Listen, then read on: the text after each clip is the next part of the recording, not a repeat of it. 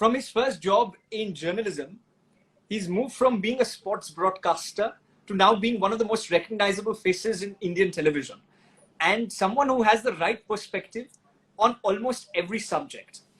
This fellow believes, and honestly for me stands for Swasmay Swarupam Samajya Sarvasvam, which basically is little for oneself and everything for everybody else. He's a great friend, managing editor of special projects, and as they would like to call him in Network 18, he's best known by his name. Ladies and gentlemen, boys and girls, please put your hands together for Anand Narsimhan. Anand, thank you. Namaste. Namaste to everybody. In this conversation, Anand, we're also going to be joined, because the show is presented by, and we're very happy to have them, is Rishabh University, which basically also wants to promote discussion on different careers per se. So we're going to be joined by somebody from Rishabh University as well. But till we have him, let me start with this. If I'm not wrong, you were pursuing sales and marketing right at the beginning, and then you jumped into journalism. Tell us a little bit about that transition and how did that happen? From a plush job to sitting in a newsroom and waiting for news to break. How did this happen? Well, walking around the streets of Dharavi, Matunga and Nariman Point selling yellow pages is also sales and marketing, and that's how it was. So that is not quite a plush job. So that's what happened, and that happened quite long back. So it was in 1997, 98, 99. That was the time when I was plying my wares as a salesperson, just trying to get some work experience. Because at that time I was told, I wanted to do my MBA. So CA didn't interest me much. I did take the CA foundation exams and cleared it, but then beyond that didn't want to study further. So a lot of things were there. Then I wanted to do my MBA. They said, you must get some work ex after you finish your BCom. I studied in Pudar College, Matunga. So they said, kuch karna padega. But from college, I always had this thing for the stage. So I used to do theater, I used to do dance, I used to sing, I used to participate in a lot of events, I used to do elocution, debates. And I had also started emceeing shows. So the love for the stage is always there. And every time I would MC or anchor a show or do something in college or, Youth Fest or even Kala Ghoda Fair, which I had started doing for MTDC, they would say, you have a flair for the stage. So वो तो hobby था, मजा आता था. It used to be the place where I used to be myself, express myself and connect with people and enjoy. And I got to learn a lot because I spent so much time on stage. Yeah, it was also starting to earn me good money after some time. But, and that's what paid for my tuition fees. So that's what paid for my Mass-Com at St. Xavier's. That's what paid for my MBA at SIS College, Nirul. So I paid for my college and I paid for my education by emceeing shows. So I've done more than 500 shows on stage, live shows on stage, before it all stopped.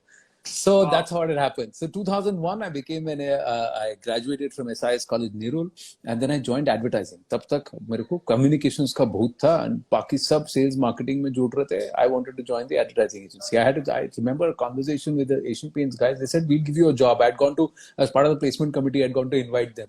As students, sir, aa jao. हमारे कुछ resume देख लो, बच्चों को दे दो, हमको भी जवाब दे दो. So then they said कि भाई तुम्हारा रेज्यूमे होगा तो हम आएंगे. तो ऐसे देखिए, मुझे आपकी एजेंसी में काम करना है, मुझे O&M में काम करना है, मुझे आपके साथ काम नहीं करना है. तो ऐसे पागल हो गया. I said नहीं सर, मुझे तो यही करना है. I said वहाँ तो advertising agency you get 50% of the kind of salary that we'll give you, starting salary. You'll not even get up to 50% of that money. Said, nahi sir, mujhe wahi karna hai. My dean was against me, and my principal, he called me and he gave me the choicest of abuses after closing the door on all the other students. Because his second son was also in O&M.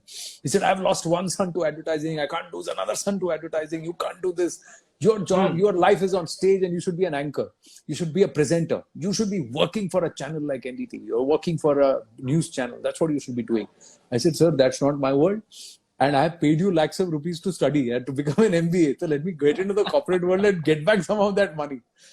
And that's what happened in 2001. And then 2005, I won Dream Job, close-up Dream Job.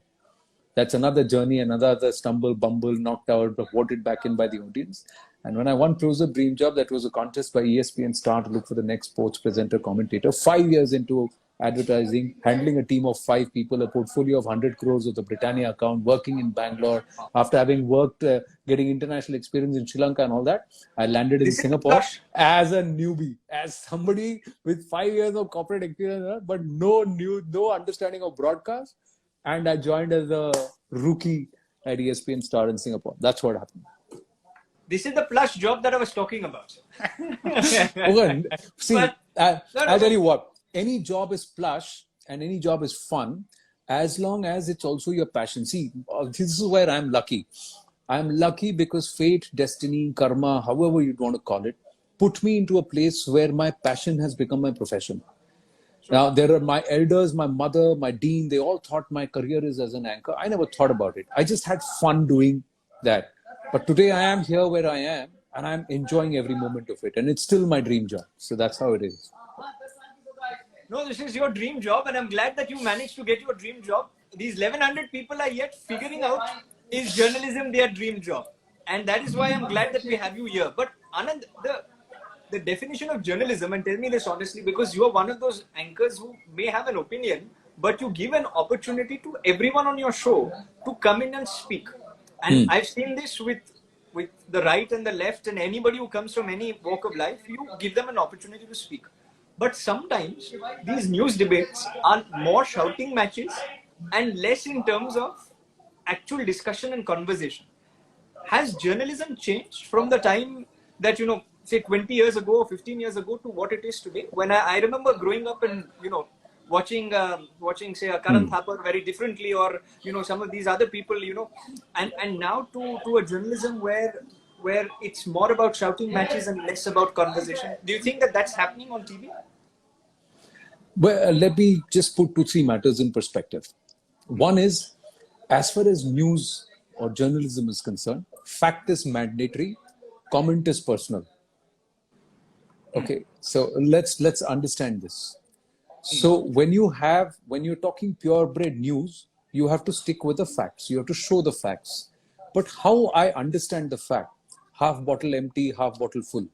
So that's my personal comment. That's my view. Or you'd be part of inside the bottle, you view it from inside the bottle, or you view it from outside the bottle. That's again perspective or comment. That comes in the realm of opinion, editorial, etc. But even there, fact is mandatory. Fact is that there is water in this bottle. Fact is there is air in this bottle. Fact is that part of this bottle is empty, and fact is that part of the bottle is full. I can't get out of all of that. So that's how I believe. Now, whether or not, what should be the format that works? Then times change, tastes change. Do you wear the same t-shirt or the same design and the same style every year, every season? Do you wear the same kind of shoes every year, every season? So facts change, that changes. What happens, which is a party that you like to enjoy? When you walk into a place and there is absolute pin drop silence, everybody is looking at each other and hello, nodding and just focusing on their food and there's no conversation. Well, I will not walk into a restaurant like that because I want a place where I can have some conversation. Khana andar tab jata hai jab baatcheet hoti hai and there is buzz on the table and everybody is interacting. People are participating. You're also looking at 1100 people sending in constantly some feedback, right? You want some reaction. If there is no reaction, you will not enjoy it. You say, "Arey, boring ho gaya, dead ho gaya." So that's what is the taste today. So that taste is a reflection of what we like. You see a restaurant or a family of 10 people or 10 cousins going out together and being quiet. Or 4 people at a party standing there quietly drinking. No, there is noise, there is talk, there is argument, there is exchange. That's what happens. Now, if I manifest that into a television studio, then you say, "Arey, kya fish market bana rakha hai?" Arey, my point is, everybody agrees with varying levels of decibels. So I'm not getting into the loudspeaker debate. But the fact of the matter is that, yes, you want a certain decorum. Some people decide, this is my play. This is how I want to do this. Some people decide, no, this is how I want to treat this. So, Sure. So everybody has their own style of conducting it, is what you're saying, and therefore, and society dictates what is shown on TV. Is another thing that you are also saying. Who's got the power of the remote? No, that is very true, which is very, very true. There is no denying that. Well, let me also at this opportune moment welcome Sahil Agarwal. He's roughly the same age, but he's building a university called Rishabh with the help of Suresh Prabhu, who's this chancellor, and also is trying to push across a thought that young people, irrespective of their career, should put the country first. And that's something that I greatly admire about him. And Sahil, welcome to the show. Thanks a lot, Rishabh. Sorry I got delayed. Pleasure being here, and I'm enjoying the conversation that is happening. let me bring you in. Let me bring you in on this conversation, Sahil, and ask you this. You heard Anand say the fact that he mentioned that how every news anchor or how every show is differently enabled. Some places decibel levels are high and the others it's low. But now my other problem sometimes with news shows is this, that how can you tell the true content from the fake content? Because sometimes you're just peddling narratives. And as an educationist, as somebody who's setting up a university, let me ask you this question, saying, do you face the same problem that they face in the newsroom, saying that don't know whether these facts are true or these facts are not true? Or is education in journalism very different from the journalism field as it exists? So, very interesting question. So, what I have been personally exploring as philosophically is that what should be the purpose of communication or the purpose of words? Because journalism as a career is, all about communication. And now we know world over there is so much of emphasis as communication being one of the most important 4, 21st century skills. So one of my spiritual mentors, he said that the purpose of words should be to create silence, which is that what you're speaking about, truth and falsehood. So once there is truth, once we know the truth, we are at peace, we are silent. So the final purpose of words is to create silence in our minds. If we add to the clutter in the minds, then that's not very fundamental communication. So I think that if we can explore as a principle of journalism, then we will ultimately lead to this distinction between facts and opinions. And I think that is where education also plays a very important role, because we can nurture this mindset from a very young age in the students, that you look at facts as facts and your opinions as opinions, and be very confident in saying that this is your opinion versus this is a fact, and this is what you think could be true versus this is actually true. Yeah. It's very, very important what you said. Sometimes sometimes facts and what is fiction, the lines get blurred.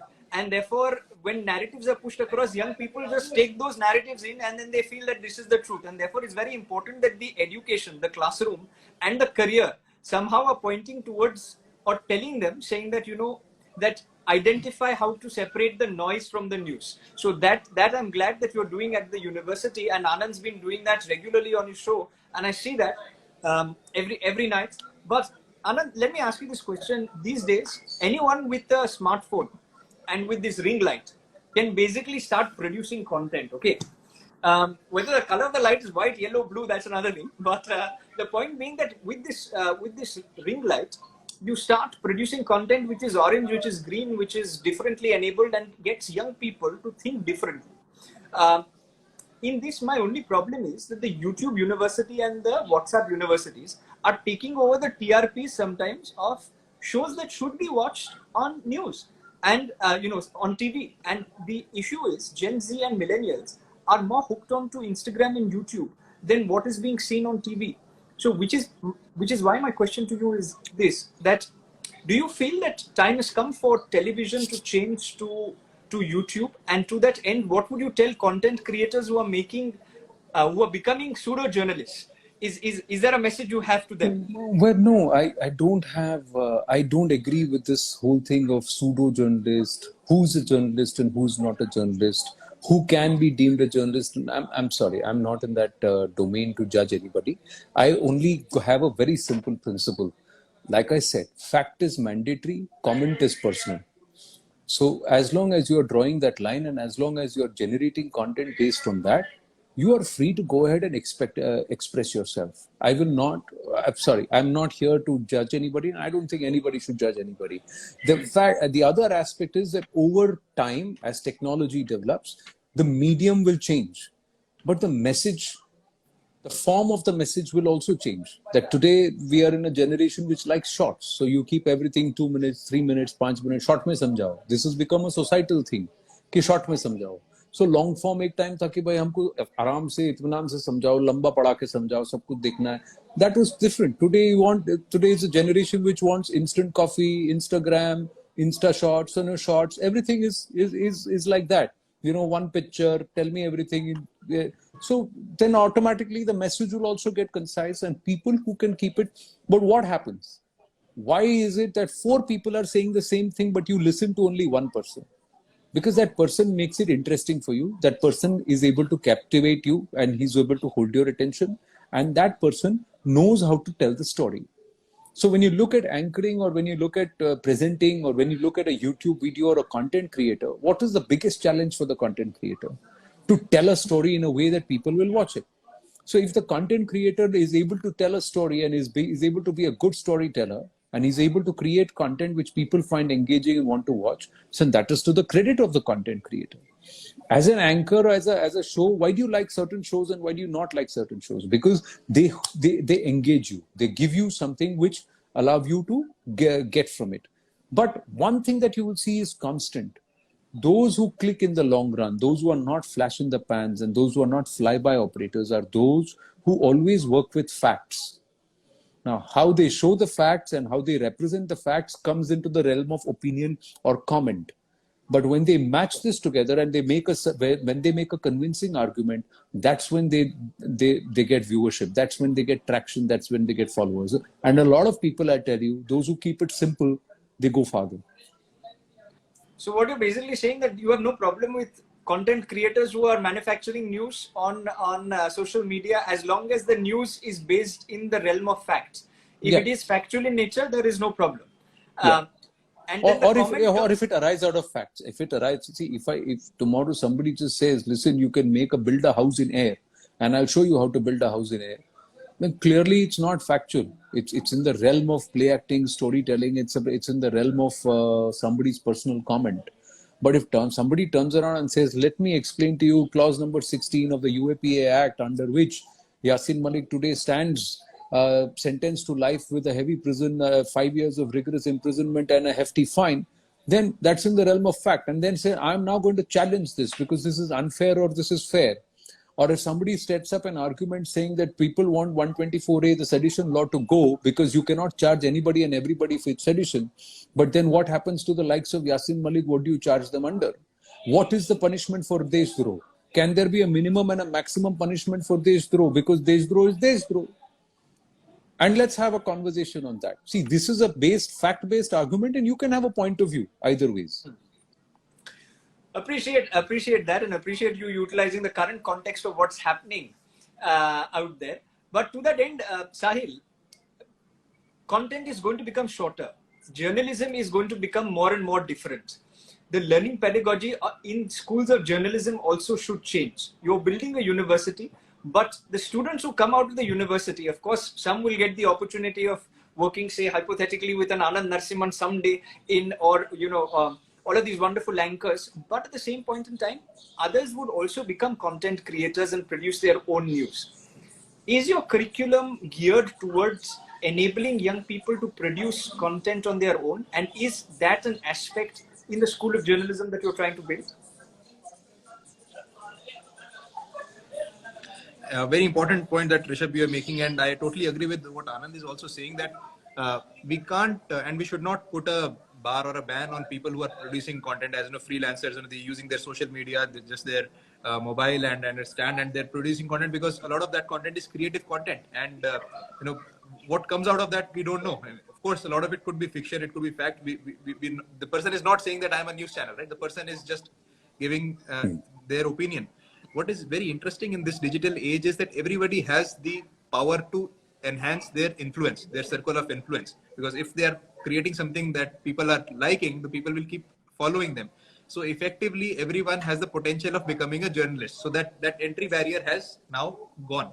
What opportunity this brings in to the students and as well as to educational institutions like us is, then now we need to be trained in how do we create content which is respectful, which is useful, and which is factful. So when we do that, then I'll just give a very recent example. Just a few minutes ago, I'm coming from an exhibition that our students have put out of their work that they've done in the last 2 semesters. All the creative work that they've put. So it's not content in the traditional form of content, as in the journalism content, but some of that it is in the form of some products that they've made. They've made some costumes, they have made some artwork. So there's all form of expression that is happening. So what I see as a potential is that if young students are trained into this creative expression of what is in their mind into what is, what can be seen and visualized and heard or felt outside, I think that will be the beauty of a new age kind of a journalism school. So we are not a journalism school, but we have media as a minor within our school of creativity. What I want to emphasize is that creative expression has to be given the space and the platform and the conduit to blossom in a child. When that happens, then they could choose a career in journalism, they could choose a career in design, they could choose a career in art. I mean, that is up to the inclination of the student. Just like Anand, started as something but ended up being a great journalist. So the students only get to know later in their life what they're good at. But we have to give the opening at a very young age. No, very, very true what you mentioned, that you need to give an opening at a very young age, and you need to, probably this series will also help them make up their mind as to what career they want to take. But the ones who are watching today, of course, are inclined in terms of journalism. And therefore, that brings me back to the question of journalism per se, and to the journalists that we have with us today. And Anand, to that end, you have interviewed some of the biggest luminaries across the world, right? Right from, heads of nations to Nobel laureates and all of these. Up and close, you've seen some of the biggest stars. And let me ask you this question, saying that, as an organization, we've also had the good fortune of the many luminaries that you've interviewed on. You've been up and close with all of these people. One of the biggest perks of journalism, and I sometimes envy you, is you are sitting someday in Davos, in another day you are in the United Nations, the third day you are in the Indian Parliament, fourth day you are on Air India One. What's the biggest perk of being a journalist? Like, what keeps you going? What's the highlight? What keeps you going in the field of journalism? Because, I think every day is a new day, and you're continuing to learn, continuing to explore, continuing to engage, and continuing to be a storyteller. So it's just that I love doing something. So why would I look at why am I doing it if I love doing it? So it's just that. So and then like I said, it's you look at yourself as a river which is flowing. So every path, every curve, every turn is different. So that's what it is. So you till the time you reach at the end of the day, you reach the Mahasagar. You've got a journey and you're just flowing. You just go with the flow. So that's where the whole term comes. It's also got a Sanatan root to it, but or a philosophical root to it. That when you say go with the flow. So, but that's exactly what it is. So I'm not getting my every day saying आज मुझे किसका interview करना है और मुझे क्यों करना है. Yes, there are आज मेरे इसमें क्या है? No, of course I'm getting up and saying what's my plan for the day, what are the stories, what is it that I can do or I need to do, how do I explore myself, how do I expand creatively. All of these things are there, but you're not doing it for the perks of going to some place or not going to some place. You're going for the story. So you look at what's the story going to be. Sure, but then and it's the story that drives you. There must be a lot of personal learning, is what I was trying to say. That I've always believed that conversations with people are better than reading books. And to that end, you must be learning so much and picking up so much from all of these different luminaries whom you are interacting with on a day-to-day basis. There is only one single underlying aspect. There is no substitute to hard work. These are all people who have reached where they have because they have not compromised on hard work. And they have all put in the hard yards. And I have seen it by experience that those who get their rise to fame in a flash, they also fall in a flash. It's those who go inch by inch, step by step, day by day, week by week, year by year. These are the ones who actually stay and sustain. And all of them are voracious as far as learning is concerned. So they will read, they will listen, they will watch, but at all points in time, वो कहते हैं ना ज्ञान चक्षु उनके हमेशा खुले रहते हैं. Always absorbed. They're like a sponge, always wanting to learn, and that's what keeps them going. And they are driven. They're all driven. They don't look for motivation from outside. They're all self-driven people, all of them, and I think that's the standard common takeaway from all of them.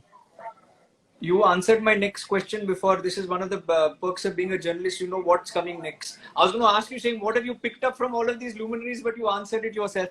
And there's Gaur Gopal Das, who's watching us live. Namaste, sir. Good to see you. Gaur Hare Krishna. Hare Krishna, Gaur Gopal Das.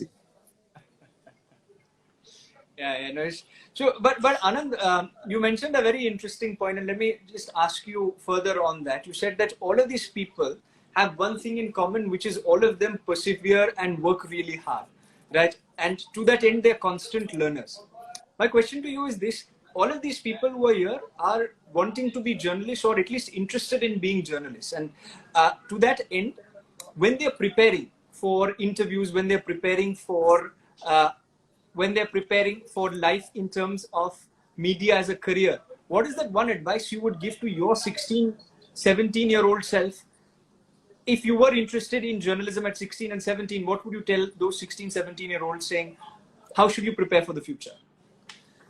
Just break it down to saying, like I said, keep it simple. What do you need to be a good storyteller?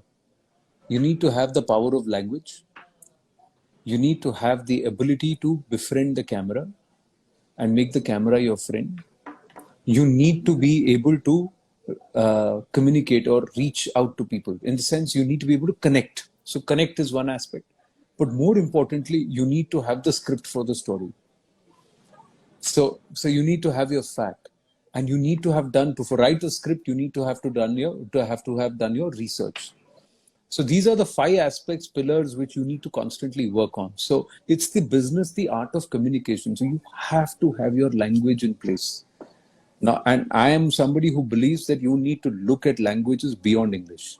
See, it's a travesty that, your generation, my generation, and also the generation after you, Rishabh, is all engaged in thinking, talking in English. When we want to speak in Hindi, we are actually thinking in English and translating into Hindi. It's a travesty. As a Bharatiya, I feel that, no, this is the biggest brainwashing that could have been done. अंग्रेजों ने ये काम नहीं किया जो अंग्रेजों के जाने के बाद हमारे देश में हमारे पॉलिसी मेकर्स ने ये काम हमारे साथ किया है कि हमको हमारी भारतीय भाषाओं से दूर रखा है. I would have wanted that 3 languages should have been mandatory and the 3rd language should have been English. The first 2 languages should have been our Matrabhasha and one more Bharatiya Bhasha, which would have perhaps become the link language eventually. Which would have been actually in true sense been Hindustani. That is where we would have connected. What you said is also very aptly put, but I'm not going to get into the language debate because that's another subject. No, I'm not talking about imposition. I'm just saying that what happens is today we are all brown people who walk and talk and dress like English people. That's what they have left us with. That आप बता रहे हो बिल्कुल सही है, that the conversation should have been, the colloquy should have first been in Hindi and in Sanskrit in mother tongue, and then after that in English. And I concede that in school, if we had the opportunity, we always had Hindi as the 2nd or the 3rd language. I think we were given... See, Rishabh, sorry to interrupt you. We've got about 1,040 people. How many of us can actually read, write and speak our mother tongue? And how many of us can read, write and speak another Indian language? That itself is a reflection. Versus how many of us already know how to speak fluently in a foreign language, which I think is the Indian education system, which is changing dramatically, and which is why I must ask the educationists with us out here, saying, Sahil, these kinds of conversations, now, Sahil, that these kind of conversations and this kind of thought is now the Indian school of thought, is fast entering newsrooms, is fast entering universities.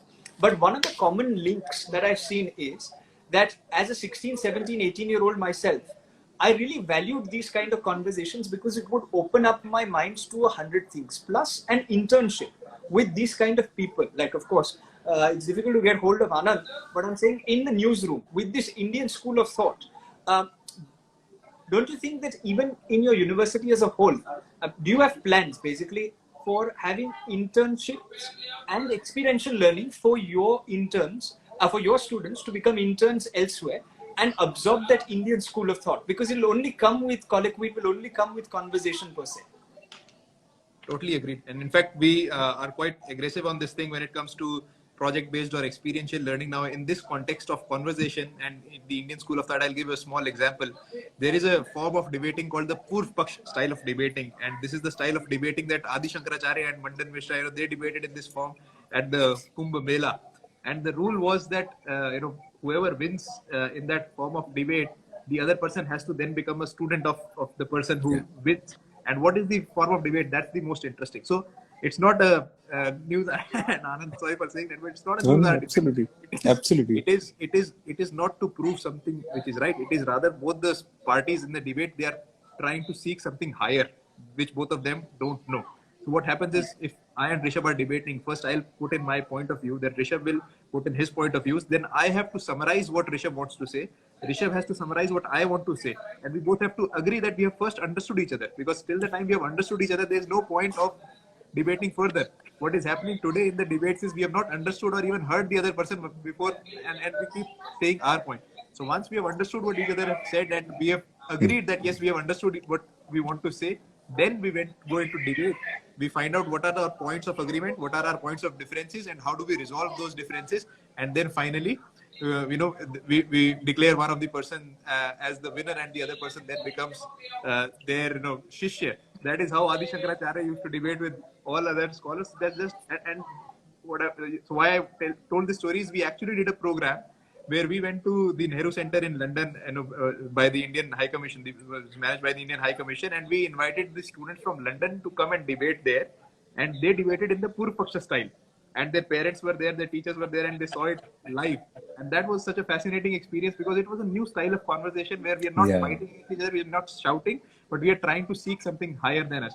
So that is the kind of experiential learning that we want to promote. So you change it from the Oxford style of debating to the Indian style of debating, which is Exactly. what it should be. And I'm glad to hear of that same of that entire experience that your students had. And I really hope that more people also get that opportunity. But and that's something that we're trying to promote at I.I.M.U.N as well. That the Indic school of thought and the fact that we should go back to our grassroots. Let me end this, however, before it becomes a very heavy conversation on Bharat and India, which then which is a But tell very me enjoyable. something. No, Which but is tell a me, very why is the enjoyable conversation about Bharat or India heavy?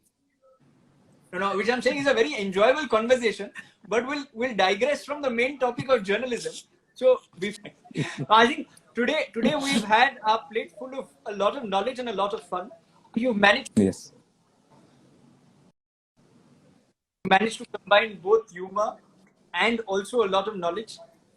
We've gone from the Anglicization of journalism to hopefully the Indianization of journalism in the years to come, and that's something that I would like to end this conversation on that note. That from the classroom to the career, we move from the Oxford style of debate to the Adi Shankaracharya style of debates, and we move from one Doordarshan to now the gamut of news that we are getting through this buffet of channels, which hopefully will present less masala, more content, and at the end of the day, like you said, the remote is in our hand. So that's the best part about journalism in one way.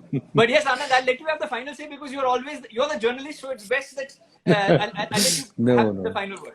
I just love the conversation, and I just wanted to say thank you before you logged us all out. I just wanted to say thank you to everybody for listening patiently and for having me, and my namaste and greetings to everybody. That's all I wanted to say. Thanks so much, Anand. Thank you for doing this, and thank you, Sahil, for joining in as well. Thanks a lot, Rishabh. Thank you. Thanks, Bye Anand. bye. Bye. Wonderful hearing.